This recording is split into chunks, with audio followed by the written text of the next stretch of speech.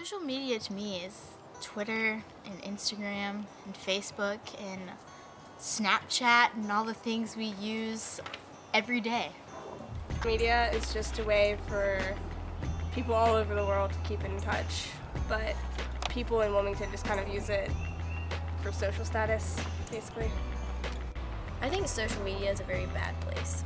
Social media to me is something that people use in their everyday lives to interact with each other and look at pictures and post pictures of themselves with their friends and all that. And I just think it's not very good for the teenage community that we're living in. It has a very detrimental effect. My definition of sexting would be sending any kind of inappropriate photos or words to another person through social media or texting. It is whenever you send a very provocative photograph to another person. The youngest age I started using social media was in 7th grade when I had a MySpace and an AIM. Is that social media? I first made my MySpace, I think, when I was in the 6th grade. That's when my mom let me start my MySpace. I would say I started using social media whenever I was about 13, 14, sometime in middle school. I would say that I use social media. I use it whenever I wake up. I check Twitter and my text messages, and I Snapchat all throughout the day. And I always end up going to bed using social media, so I would say a lot.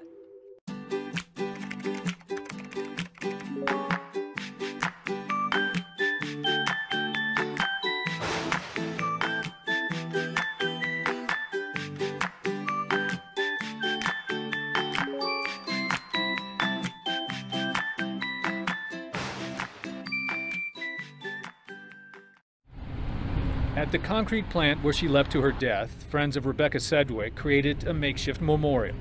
These stuffed animals and balloons reflect just how young she was, 12 years old. Her mother, Tricia Norman, says her daughter's suicide came after months of bullying on social media and in person. You haven't killed yourself yet? Would you please just die? They got what they wanted. She says it continued even after she complained to school officials. I told them, Becca's being threatened. These girls are saying that they're going to jump her, and, oh, well, we'll talk to them. And then, she would still get jumped. Norman says the bullying began last December. She did everything she could think of, moved her daughter to another school, and even closed Rebecca's Facebook account. But Polk County Sheriff Grady Judd says the torment didn't stop. And here's some of the quotes that we found. You should die. Why don't you go kill yourself? Her mother was unaware Rebecca had recently started using new forms of social media, designed as easy ways for people to stay in touch. The bullying continued by a group of female juveniles on different social media outlets such as Kik, Ask FM, Instagram, and Voxer. Finally, it was too much. Rebecca texted a friend saying, "I'm dead. I'm jumping. I can't take it anymore." On Monday, she climbed a tower at a concrete factory and jumped off. Detectives later found even more ominous clues. We also found on Rebecca's search engines or search questions, how many Advil do you need to take to die? The sheriff's office is considering filing charges against the students who sent the hostile messages. Jeff. Don Taylor, thank you very much. Good to have you with us. Good morning, Matt. It's good to be here. Thank you. By your own admission, your office was still very much in the investigation phase of this case, and yet you moved ahead very quickly to arrest these two young ladies. Why? Well, on Saturday morning, the 14-year-old did something that was despicable on top of what she already did that was terrible, and that was a post she put on Facebook. And that post said, "I know Rebecca's dead, and I don't care." And the words were much more graphic than that, or the letters were. So we looked at that and said, she doesn't get this at all. So I talked to my detectives and supervisors on Monday afternoon, and I said, do you have enough of the case put together so we can go ahead and arrest them? And they said, absolutely. But was it out of outrage over that comment, or was it out of a fear that this young lady might be out there taunting and bullying other students? Matt, it was both. We were going to arrest them anyway, but we were trying to put the entire case together. And as you know, we're having trouble getting information from Kik and Ask FM because they're offshore. So it was taking some time. But when we saw that cavalier attitude, when we saw that despite Rebecca dying, jumping to her death, being bullied by this girl and another girl, and she's back on Facebook, she can be taunting and bullying another child. We're not going to accept that. And I want to just make people aware of the fact this young lady, Rebecca, did not take her own life after one incident. This went on for a long time. Her mom took her out of school, homeschooled her, moved her to another school, and then the bullying continued online. And Sheriff, the question I have for you is, how didn't someone reach out to this young lady? It seemed a lot of people knew this was going on. Matt, there was a lot of intervention. She was a very fragile child, and those words stung, and they hurt, and they depressed her. So despite the interventions that were tried, still, with all Mom did, the child had access to the internet and to the text messaging systems and to the social media. And that's how the bullies got to her. Mom actually physically separated them by moving schools, taking her out of schools.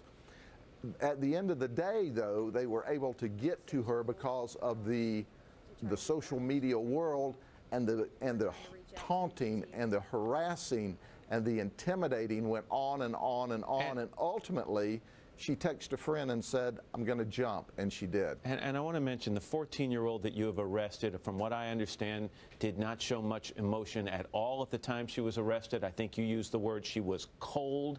And you've also said, Sheriff, that if you can find something to charge her parents with, you will do that. What charge would you consider? Well, do you know, right now there are no criminal charges that we can find. But if we could find a contributing to the dependency or delinquency of a child, we certainly would bring that charge, because I can tell you, the parents are in total denial. They don't think there's a problem here, and that is the problem. It's kind of like the apple doesn't fall far from the tree. That's what we have here. The parents are in denial, and they even let her have her Facebook access after she bullied this child and after they knew it. That's terrible. That's why we moved fast to lock their daughter up. This is clearly something that struck an emotional chord with you, Sheriff, and I think it will with a lot of parents. And I want to thank you for your time today, Sheriff Grady Judd. Thanks, Matt. It's tragic, obviously. I hope it's a story that people share with their kids. Yes. You know, I think I may show the story and the interview with the sheriff to my kids, just so they understand the ramifications of this. And I like that he's taking a stand, saying enough is enough. And it is a wake-up call for parents. Just like if you sell... I feel like cyberbullying can have many different definitions depending on the person. I think it's anytime someone feels offended or gets their feelings hurt by another person over the internet. Cyberbullying means someone is getting personally bullied on the internet. Cyberbullying is whenever you're using a social media like Facebook or Twitter and somebody else bullies you through it. I mean, there's subtweeting and all kinds of ways to do it.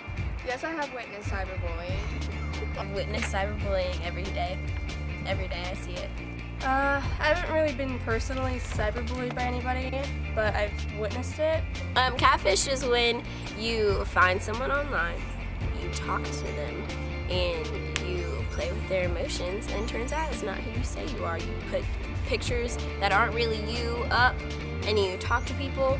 If you're the one that is doing the catfishing, that's what you do. But if you're the one that's been catfished, your life's over.